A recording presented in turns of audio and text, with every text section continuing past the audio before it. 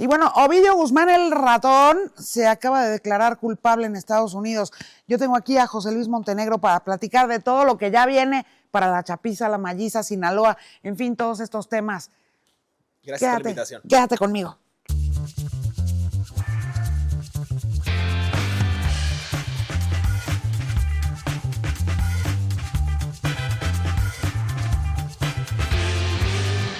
José Luis Montenegro, qué delicia tenerte por acá, porque vamos a tener uno de esos episodios, híjole, que son rudos, ¿eh? Muy rudos, muy rudos. Gracias por la invitación, Yuri. Siempre es un gusto estar contigo.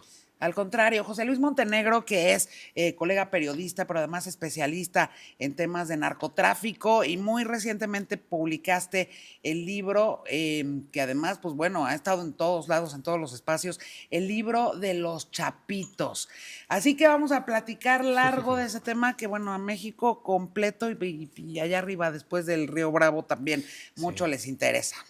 Pues les va a interesar mucho porque parecerían tiempos convulsos, ahora que el crimen organizado se vuelve a poner en la mesa de discusión, Yuri, con capturas, extradiciones, deportaciones. Es decir, hay un cúmulo de eventos que están ocurriendo en el mundo del AMPA que seguramente a tu auditorio le van a encantar. Sí, bueno, por supuesto, ahorita una de las líneas más relevantes y definitorias de la relación bilateral. Pero en fin, ahora sí que vámonos por partes, si te parece. Te voy a aprovechar al máximo, José Luis. Porque pues, ahorita hablamos de los chapitos, Okay. Pero para llegar a los chapitos tuvo que haber un chapo.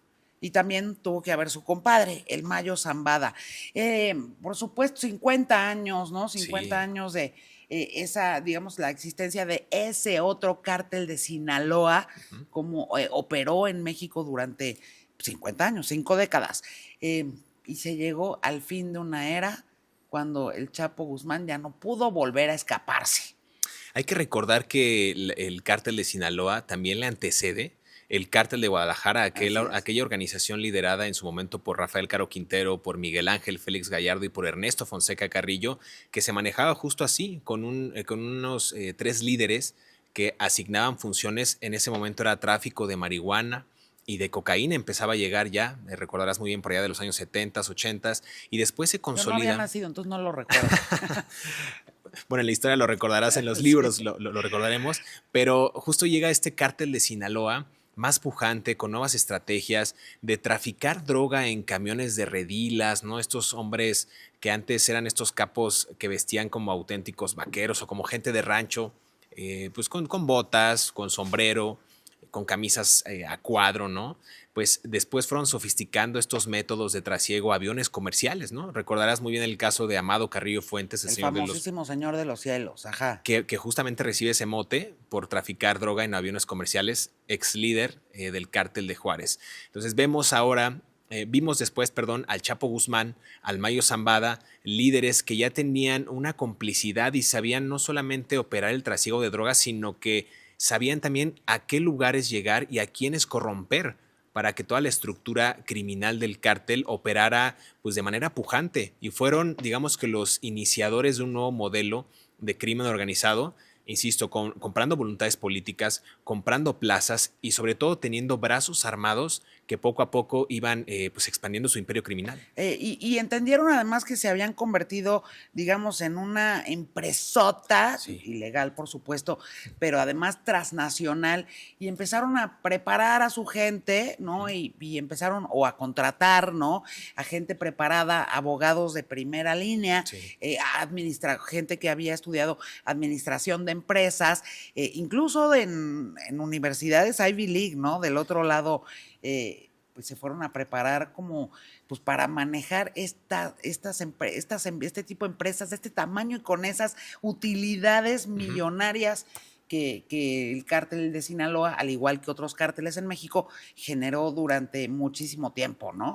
Durante mucho tiempo, y tú haces una muy buena referencia porque de ser carteles de la droga se convirtieron en narco holdings, es decir, empresas transnacionales como un McDonald's. La central era Sinaloa, en el caso específico del cartel de Sinaloa, y tenía sucursales no solamente a lo largo de la República Mexicana, sino alrededor del mundo. Vimos crecer el imperio del Chapo Guzmán. Él fue el innovador, el que pudo traficar droga metiendo los estupefacientes, ¿recuerdas? En plátanos de plástico, en latas de chiles. Inclusive crearon una marca, Yuri, para, pues, para hacer ese trasiego ilegal de drogas del otro lado de la frontera, es decir, para llegar a Estados Unidos. El Chapo Guzmán también fue uno de los principales artífices de los túneles que conectaban, conectaban México con Estados Unidos. Los aviones cuando Amado Carrillo, pero el Chapo, su gran innovación, digamos, de ingeniería, fue la construcción de túneles que pasaban de México a Estados Unidos, ¿no? Por eso, mira, recibió varios motes el Chapo Guzmán, desde el rápido. En sus inicios le decían el rápido porque él podía hacer trasiego de drogas en el menor tiempo posible, a diferencia de otros capos. También le decían el señor de la montaña, justo porque estaba sus mayores escondites en la Sierra de Badiraguato o en este enclave geográfico conocido como el Triángulo Dorado, que comprende los estados de Chihuahua, Sinaloa y Durango. Pero también le decían el señor de los túneles, justamente porque conectaban en la frontera norte con México, sobre todo en Tijuana, estos túneles que llegaban a San Diego, por ejemplo, ¿no? Salían en una alcantarilla o llegaban a una casa que no estaba habitada y bueno, de ahí sacaban la droga y la repartían por todo Estados Unidos. No, bueno, y me extraña que nadie le haya puesto el Houdini mexicano, ¿no? Porque esa capacidad para escaparse, como lo hacía Houdini, ese mago tan famoso también hace unas décadas, pero la verdad es que el Chapo Guzmán logró escaparse en México de 2 cárceles de máxima seguridad. De dos. No de una, de 2, en 2 ocasiones. Del Altiplano y de Puente Grande. Así es. Que son de las, como bien refieres, que se construyeron justo a principios de la década de 1990, casi ya al final de la administración de Salinas de Gortari, justo por el mismo que fundó el CISEN, hoy CNI, Centro Nacional de Inteligencia, el entonces director Jorge Carrillo Lea, ¿no? Y él, en algún momento yo lo entrevisté y me decía que estos penales tenían una especie de sombrero electrónico, es decir, no entraban ni salían comunicaciones. El piso, donde estaban cimentados, ¿no? Las cárceles tenían también sensores, donde si había algún tipo de movimiento o alguien picaba, pues se sentía esa vibración y lo detectaba el propio sistema y hablaban de una evasión. Por eso te hago este contexto. Es impresionante que tengan, o tiene, no sé, tecnología en ese momento sofisticada este penal, que el Chapo Guzmán pudo escapar supuestamente en la segunda evasión por un túnel de 1.5 kilómetros. En la segunda, porque en la primera, en teoría, salió en el carrito de la ropa bandería sucia, ¿no? Que esa es una teoría, porque en realidad cuando ocurre el escape del Chapo Guzmán de Puente Grande, podemos constatar ya conforme han pasado los años y las investigaciones periodísticas, que más bien pues, fue un operativo, un montaje también del exsecretario de Seguridad Pública, Genaro García Luna, y el Chapo Guzmán salió vestido con un uniforme de la extinta... Vestido y alborotado. Con un uniforme de la extinta Agencia Federal de Investigaciones de la AFI. Oye, bueno, pues es que esos ligas, ¿no? Esos hilos, los puedes ir tejiendo y te hace mucho sentido todo lo que ha pasado en México durante décadas, ¿no? El Mayo Zambada y el Chapo Guzmán sí eran compadres, o sea, sí, no nada más eran socios, sino que eran algo muy parecido a una familia elegida, ¿no? Fíjate, creo que lo describes perfecto porque se conocen justo en el tema del mundo del AMPA. Recordemos que el Chapo Guzmán inició como pistolero. No, me parece que de Miguel Ángel Félix Gallardo o de Ernesto Fonseca Carrillo, pero empezó ahí. Y el Mayo Zambada también tenía contactos ya con algunos de estos viejos capos de la droga.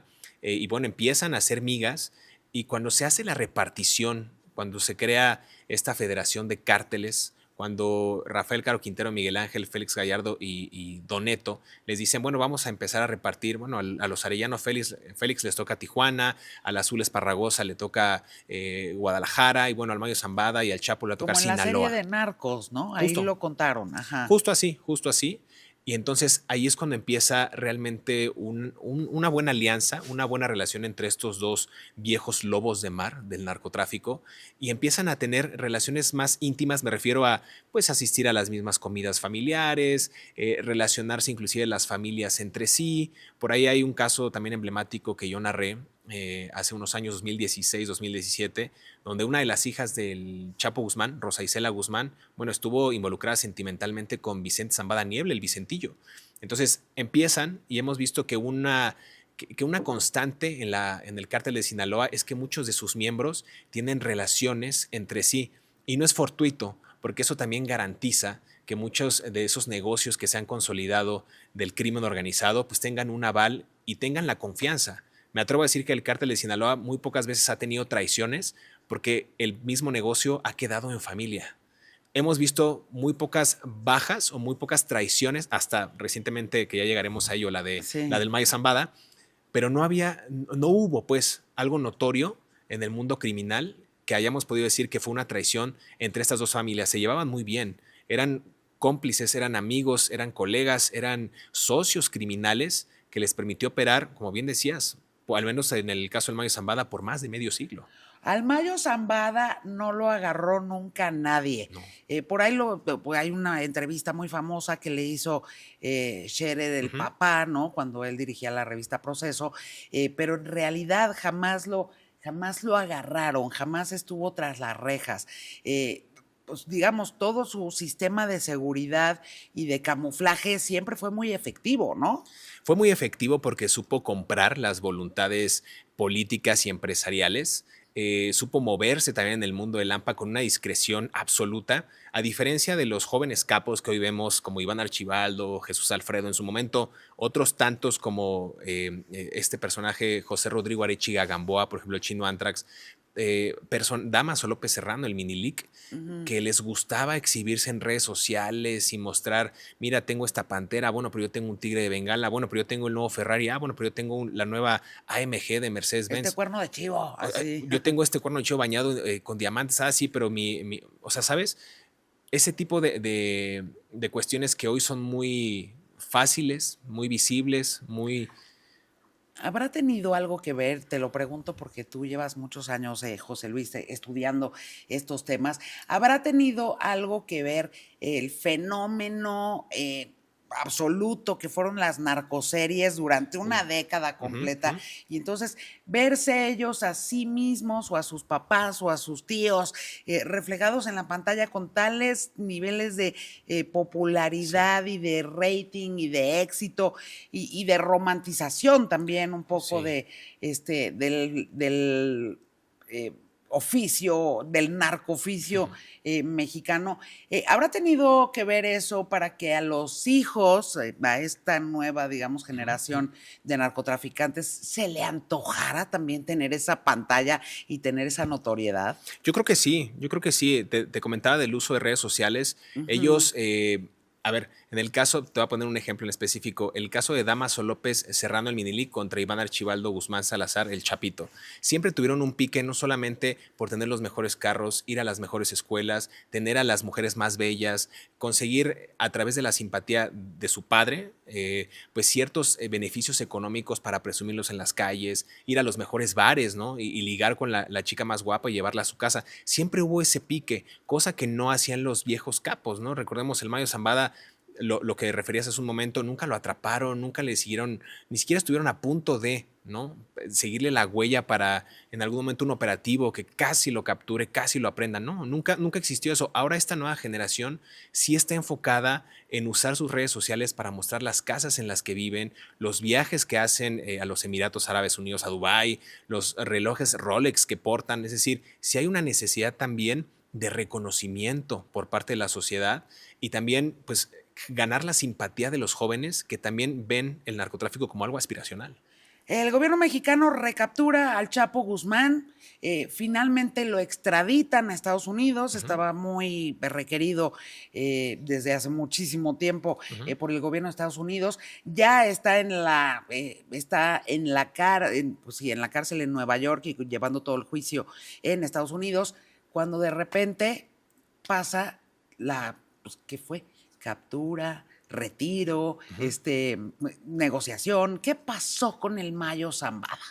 Pues mira, fue algo muy fortuito en el caso del Mayo Zambada. Recordemos que el juicio del Chapo Guzmán termina y concluye con una cadena perpetua, lo decíamos antes de entrar aquí al programa, con una cadena perpetua más 30 años, ¿no? O sea que el Chapo Guzmán va a seguir en la cárcel, aun cuando ya esté en el Camposanto, digamos, aunque ya esté Sí. en el más allá, va a seguir pagando 30 años más. Imagínate eso, ¿no? O sea, una Ujú. pena tan férrea impuesta por el juez Brian Cogan en la Corte del Distrito Este de Nueva York. que por eso muchos de los capos que recordemos que enviaron a principios de este año una horda de criminales que fueron expulsados. Ni 29 siquiera para ser 29, exactos, ¿no? Sí, 29 narcos, y los que les tocaba la Corte del Distrito decían, ¡ay! Pues es la más dura y es la donde fue juzgada el Chapo Guzmán, y creo que ahí los capos que se enfrentarían a esa justicia pues sí serían demasiado castigados, vamos a ponerlo así. Pero pasa lo del Chapo Guzmán, ¿no? Años después ocurre esta entrega, traición, ¿cómo le podemos llamar?, de Ismael Mayo Zambada a manos... Es que no sabemos, ¿no? Todavía no se sabe bien, esa historia, ¿no? Con todos los matices, pero ocurre justo el 25 de julio del 2024, ya se va a cumplir un año prácticamente de la entrega, y lo que dicen, y de acuerdo también con mis fuentes, es que fue entregado por Joaquín Guzmán López, uno de los hijos del Chapo, en un inicio, meses antes de esta fecha, antes del 25 de julio, quizás 2-3 meses antes, el Güero Moreno, como le dicen también, ya estaba pensando en entregarse él. Había tenido algunos contactos con el FBI, con el Departamento de Justicia, inclusive con la DEA, y es cuando, en última instancia, insisto, días antes de que se orquestara esa entrega, de que bajara ese avión provisto por el FBI para Joaquín Guzmán López, es que deciden entregar al Mayo Zambada como una moneda de cambio. Y hay que dejar en claro por qué. Ocurre. Exacto, ¿a cambio de qué? Exacto. Recuerdas que años antes, 2019, ocurre el primer culiacanazo en Sinaloa, que acaba con la liberación del propio Ovidio Guzmán López, dicho por el presidente López Obrador. Él dijo, yo ordené la inmediata liberación de Ovidio o de este presunto delincuente para evitar un derramamiento de sangre, fue lo que dijo el expresidente. Y después ocurre, en enero del 2023, la captura de Ovidio Guzmán y lo extraditan. La recaptura. La recaptura, sí. Y lo extraditan en septiembre del 2023, es decir, 9 meses después. Ahí ocurre algo interesante, ¿no? Yo recuerdo en alguna ocasión, en uno de los pasajes del libro de los Chapitos, que el Chapo Guzmán le dijo a sus hijos, así tajantemente, el día que ustedes tomen la decisión, ya saben lo que tienen que hacer.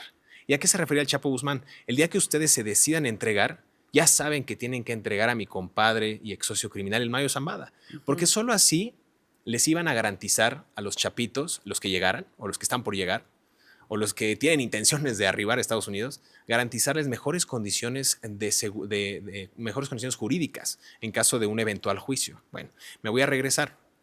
Ese tipo de cuestiones son las que toma en consideración Joaquín Guzmán López para, de última hora, orquestar todo un operativo, que ya después hablaremos con detalle de ello en una nueva obra que voy a sacar, mi querida Yuri.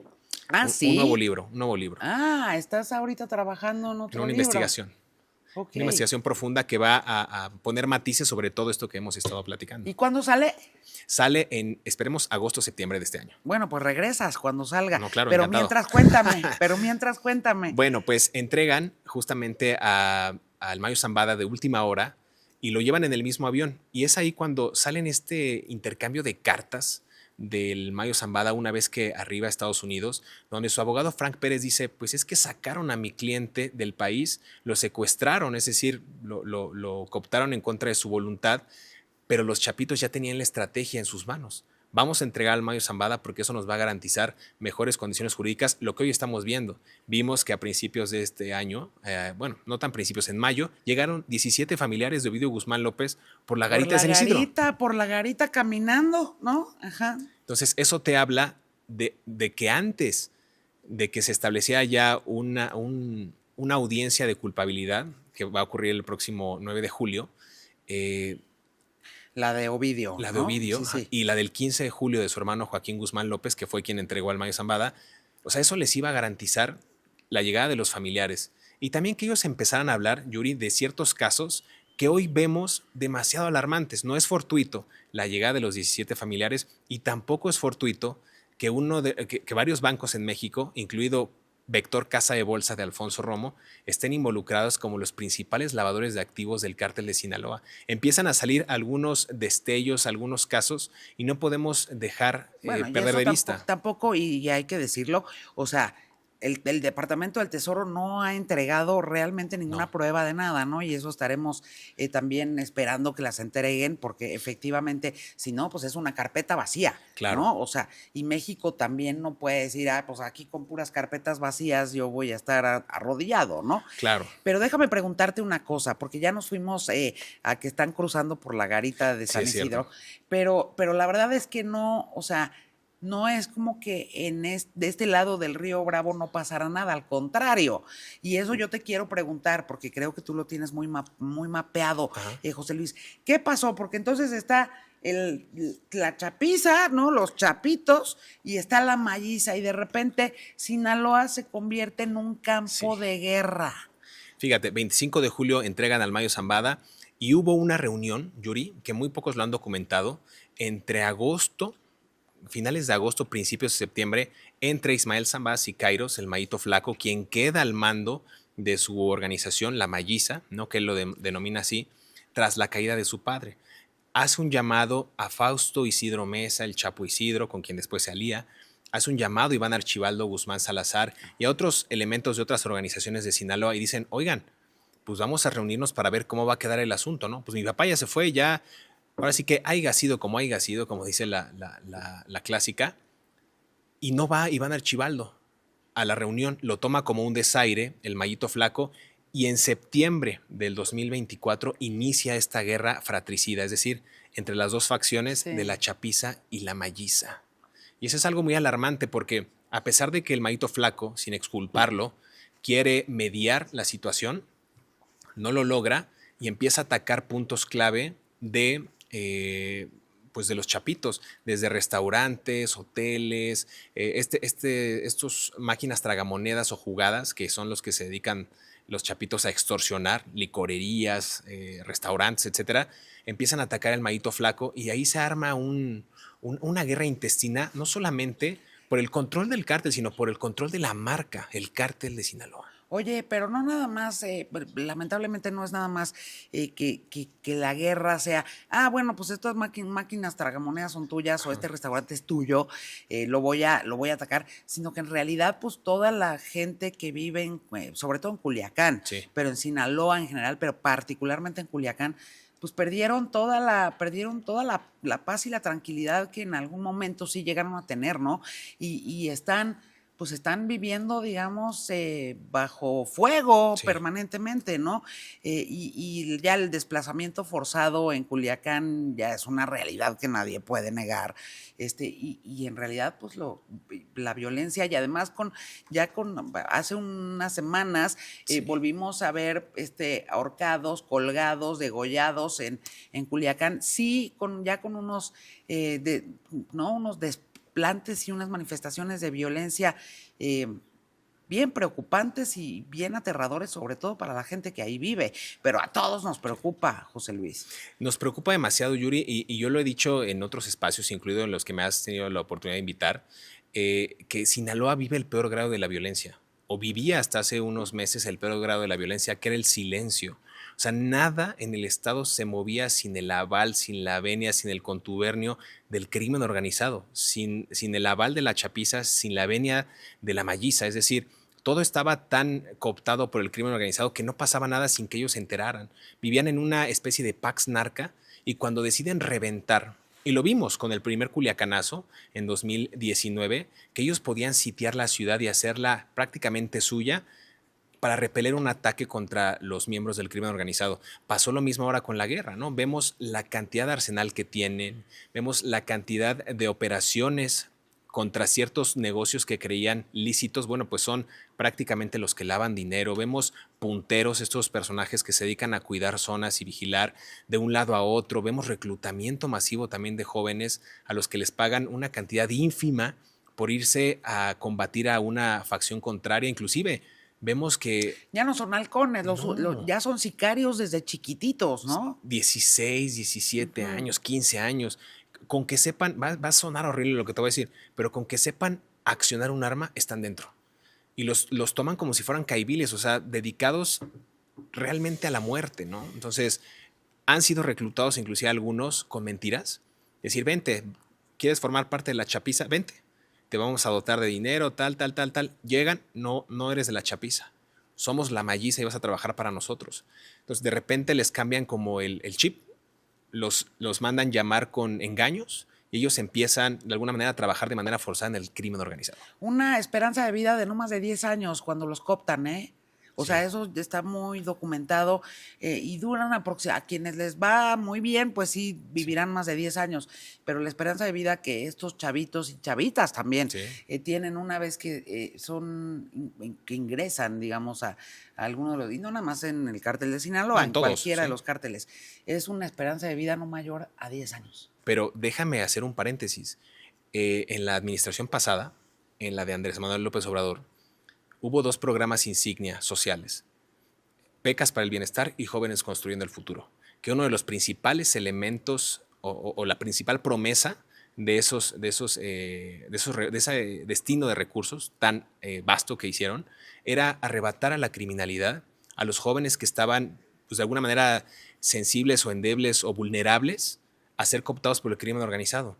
Y no está comprobado, Yuri, o sea, con estadística, o sea, con casos reales de que los jóvenes hayan salido de la criminalidad o que les hayan arrebatado al cártel Jalisco, al cártel de Sinaloa, a la Nueva Familia Michoacana, a quien quieras, a esos personajes de menos de 18 años que están ahora inmersos en el crimen organizado. No hay una estadística real para saber si esos programas funcionaron y los jóvenes prefirieron dedicarse a actividades legales o lícitas o entrar al mercado laboral formal que dedicarse a la delincuencia organizada. Es trágico. Sí, deberíamos de tener muchísima claridad en los Exacto. números, en las estadísticas.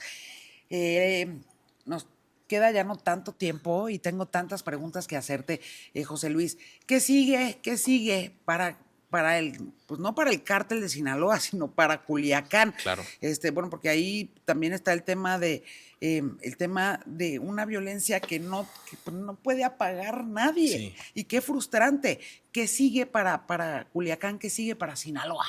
Mira, lamentablemente Sinaloa ahora se ha convertido en el estado más violento de México. No vamos a decir que desplazó. Más de 400 muertos desde septiembre a la fecha, ¿no? Es una cosa abismal. aterradora, sí. Y no es como en este ranking, pues, poco honroso, ¿no? Que un estado destrone al otro y no es, o sea, el baile de las cifras es tremendo. Yo creo que aquí hay un componente que es muy interesante y que realmente debería de seguirse una línea de investigación muy férrea. Estamos hablando del actual gobernador de Sinaloa, Rubén Rochamoya, al que no se le ha tocado ni con el pétalo de una rosa. Y la verdad es que yo he hecho un llamado a que renuncie.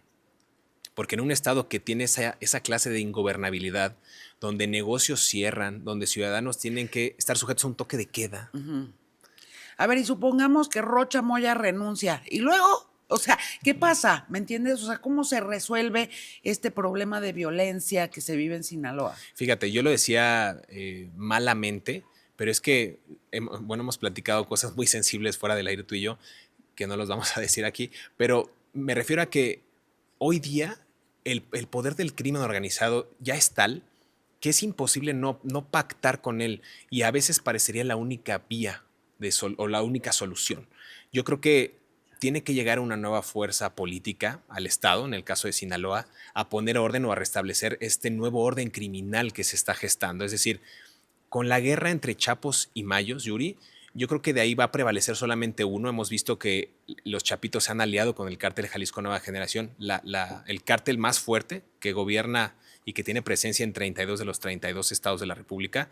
Yo creo que puede ser que prevalezca esa fusión y alguna de estas dos organizaciones tiene que ceder o tienen que reintegrarse otra vez para restablecer la paz. Pero esto tiene que ver también con la propia voluntad política que tengan los gobernantes para poder, pues no sé si llamarle otra vez, generar una nueva Pax Narca, porque ya no se va a poder quitar el crimen, no se puede quitar ese quiste o ese cáncer tan rápido, tan fácil. Bueno, y aunque fueras capaz de generar una nueva Pax Narca, siguiendo tu argumento, José Luis, lo cierto pues es que tienes ahora, a diferencia de lo que ha ocurrido en las últimas 5 décadas, aunque siempre ha tenido un interés muy particular Estados Unidos en lo que pasa en nuestro país con el tema del crimen organizado, ahorita pues lo cierto es que hay una crisis de fentanilo espantosa en Estados Unidos que les cuesta cuesta tantos muertos del otro lado del río Bravo como nos cuesta a nosotros de el tema de la violencia.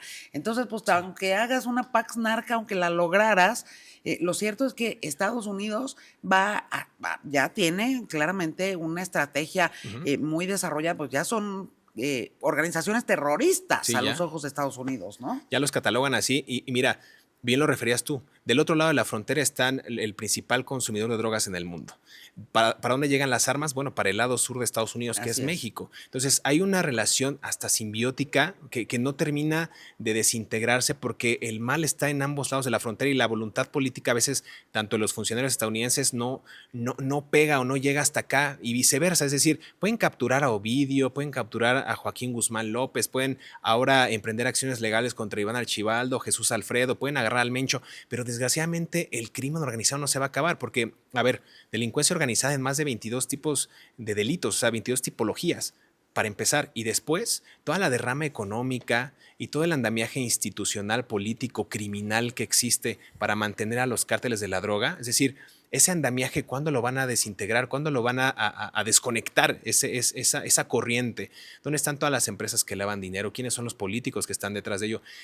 Representa el crimen organizado seguramente un gran porcentaje del PIB, del Producto Interno Bruto, Yuri. Bueno, pero al menos ya no estamos en la época de abrazos no balazos, ¿no?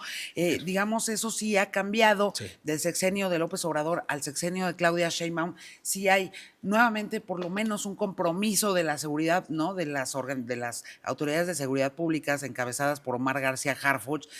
Sí, pues vamos, no puedes tampoco dejar que ahora sí que cada quien haga lo que se le dé la gana, porque la cantidad, no nada más de muertos de un lado y del otro lado de la frontera, que es lo más grave, pero también las economías afectadísimas y ahorita particularmente la mexicana puesta en jaque por la estrategia que ha decidido y las exigencias que ha puesto sobre la mesa Estados Unidos, ¿no? Hay que reconocer eso, o sea, hay que reconocer también lo que se hace bien. Y la voluntad que tiene el gobierno de México, encabezado por la presidenta Claudia Sheinbaum. En el caso de Omar García Harfuch, es un reconocimiento absoluto porque yo lo dije al principio de que empezaba el sexenio, dije, ahora se viene una narrativa distinta porque Omar sabe hacer las cosas, Omar tiene esa capacidad táctica, tiene buena relación con Estados Unidos, está apostando por la inteligencia. Nada más que corre en una línea muy delgada y espero que no ocurra. En verdad, yo apelo a su buena voluntad y a sus ganas de querer hacer bien las cosas en México, que no se convierta en el próximo Genaro García Luna. Es decir, que acumule tanto poder o que se engolosine tanto con el tema de seguridad que termine por desviar el objetivo principal. Yo espero que no. Yo espero que no. Pero se están haciendo las cosas bien. Ha habido fuertes operativos, ha habido aseguramientos de grandes cantidades de fentanilo, han capturado a muchos de estos generadores de violencia, como ahora se les dice, o narcotraficantes, o capos, o delincuentes, o presuntos criminales. Creo que va muy bien, pero también necesita la voluntad política de todas las demás organizaciones. Me refiero a la Secretaría de la Defensa Nacional con el general Ricardo Trevilla, con quien decían que había una fricción o un choque, ¿no? Con la Secretaría de Marina.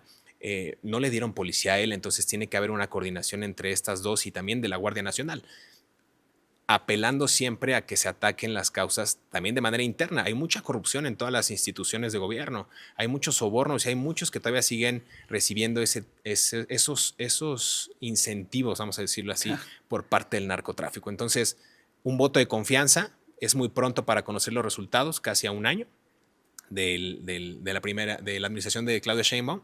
Vamos a ver si en la praxis esto se traduce a una buena situación de gobernabilidad y a una paz en los estados más asediados y golpeados por el narco. Y pensando en lo que ya viene, en algún momento, hace una década, hablábamos de que quizá la única verdadera forma de combatir al narcotráfico iba a ser apostar por la legalización de las drogas, ¿no? Y bueno, ha pasado una década. En Estados Unidos ya no nada más la producción, sino comercialización, fiesta y recreación, al menos de la marihuana, en un montón, ¿no? De la cannabis, en un montón de estados de la Unión Americana ya se legalizó. O sea, Estados Unidos sí transitó hacia allá y México no. Sí. Ese tema, sí, tú que eres experto en los temas, ¿ese tema podría volver a estar sobre la mesa en México o de plano ya Yo creo que ya llegamos muy tarde. Llegamos muy tarde. Recordemos que en América Latina, Uruguay creo que fue el primer país en despenalizar la marihuana. Hemos visto casos como el de Holanda, en Estados Unidos mismo, ¿no? Hay más, por ejemplo, dispensarios de cannabis en Los Ángeles que cafeterías Starbucks, ¿no? Por ejemplo. Entonces, creo que era un negocio para el Estado también. Pudo haber conseguido una buena renta y orientar. Es que México no tuvo la visión, pero era orientar la posible adicción o el consumo desmedido de la droga no como un problema de seguridad, sino como un tema de salud pública. Salud pública, es correcto. Como lo estaban haciendo otros países, ¿no? Pero no lo supo ver y no le pudieron arrebatar ese mercado pujante que en ese momento representaba la marihuana para el crimen organizado. Hoy día ya no lo es. Vemos que se puede hacer fentanilo. Ni la heroína. No, ni la heroína. O sea, el caso de Ayotzinapa, pues pasó justamente por los plantíos de amapola que hay o había, ya no sé si siquiera si siguen existiendo, que había en Guerrero, ¿no? Sí. O sea, una tragedia de ese tamaño, pues había que voltear a ver claro. La flor de la amapola sembrada en Guerrero, ¿no? Sí. Pero ya ni siquiera eso es rentable. No, ya no es rentable y hoy día es el fentanilo, ¿no? Que en dosis muy bajas pues es realmente mortal y adictivo y lo pueden hacer en... 2 miligramos. 2 miligramos. Te matan. ¿No? Sí, granitos de sal prácticamente. Y lo que hacen ahora es en laboratorios clandestinos en la sierra, ponle el estado que quieras, lamentablemente, hacen tandas de entre 15, 20 hasta 50 mil pesos y eso te puede dejar una derrama económica de hasta 2.5 millones de dólares en el mercado americano. Entonces dices, y además la transportación es muy fácil, ¿no? Ya son pastillas, ya no son grandes cargamentos como la marihuana o la coca, que es muy difícil de compactar, ¿no? Esto es más sencillo, ¿no?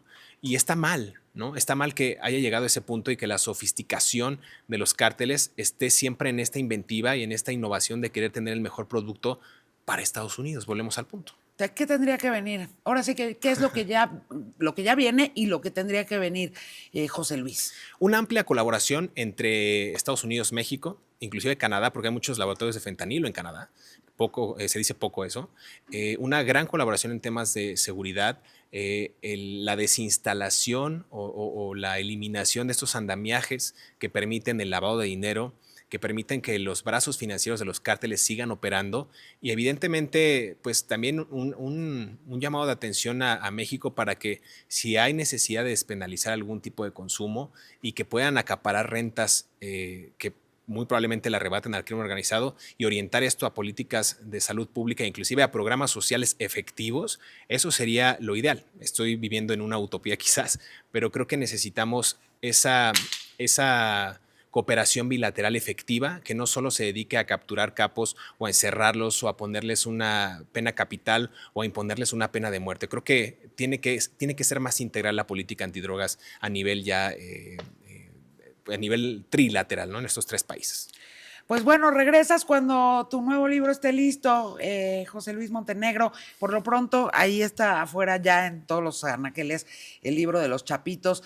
Y yo creo que tenemos que enterarnos y tenemos que leer y tenemos que estar... Sí. Pues somos mexicanos y mexicanas, vivimos en este país y por lo menos sí tener mucha más claridad de exactamente en dónde estamos viviendo. No, y por ejemplo, yo no apelo a que lean cierto medio o cierto, cierto programa en televisión, de radio o internet, que se fijen en todos, que por lo menos agarren 3 o 4 y que se formen un criterio pues un poquito más amplio, ¿no? Que sean críticos de lo que ven y no que todo lo que escuchan o ven en las redes sociales lo asuman como verdadero. Creo que esa es también la parte de ser un poco quisquilloso, ¿no? Las fake news, ¿no? Por ejemplo. Pero te agradezco mucho. Muchas gracias, José Luis Montenegro. Qué placer tenerte por acá. Gracias, Yuri. Recordarle a tu bello auditorio que compren los chapitos, ya decías tú, en todas las librerías, formato físico, audiolibro y digital. Y también que me escuchen, yo también tengo un podcast, mi querido Yuri, de Narcomundo, donde hablamos justo del tema de crimen organizado con mi gran colega, amigo periodista, Jesús Lemus Barajas. Pues vamos a estar muy pendientes. Gracias, José Luis. Yuri.